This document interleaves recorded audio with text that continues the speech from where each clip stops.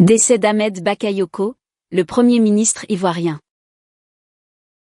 Hospitalisé depuis le début du mois de mars à l'hôpital américain de Paris et transféré en urgence en Allemagne dans la matinée du 6, le Premier ministre ivoirien a succombé à un cancer fulgurant, ce mercredi 10 mars. Son état de santé s'était brusquement dégradé ces derniers jours. Souffrant d'un cancer en phase terminale et hospitalisé depuis le début du mois de mars à l'hôpital américain de Paris, Ahmed Bakayoko avait été transféré dans un état grave dans un établissement de Fribourg, en Allemagne, dans la matinée du 6 mars, pour y suivre un traitement expérimental. Il a finalement succombé, ce 10 mars, à l'âge de 56 ans.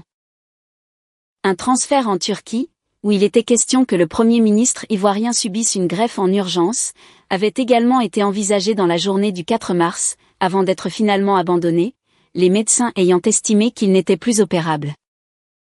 Batterie de tests médicaux. Ahmed Bakayoko avait été évacué en France le 18 février.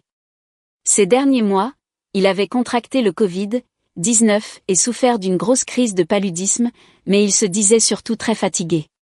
Lors d'un premier séjour à Paris, fin janvier, il avait effectué une batterie de tests médicaux à l'hôpital américain sans qu'aucun diagnostic précis ne soit communiqué. De passage à Paris début mars, Alassane Ouattara s'était rendu à son chevet. Le 3 mars, lors d'un dîner avec son homologue Emmanuel Macron à l'Élysée, le président ivoirien s'était montré préoccupé par la santé de son Premier ministre.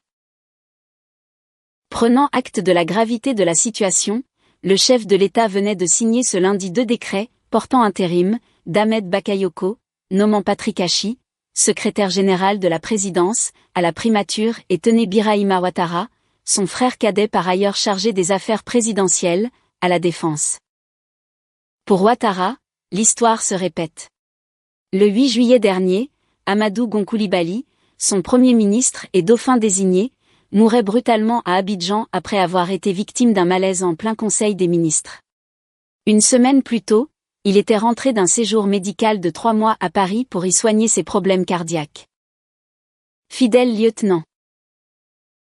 Ahmed Bakayoko avait alors été choisi pour lui succéder à la primature, mais pas pour endosser le costume d'héritier, le président sortant préférant finalement briguer un 3e mandat malgré les critiques.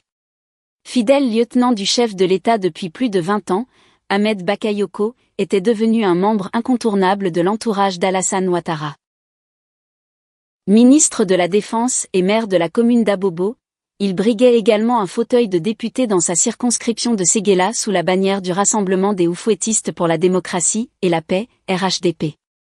Dans le camp présidentiel, il apparaissait comme l'un des plus sérieux candidats à la succession de Ouattara.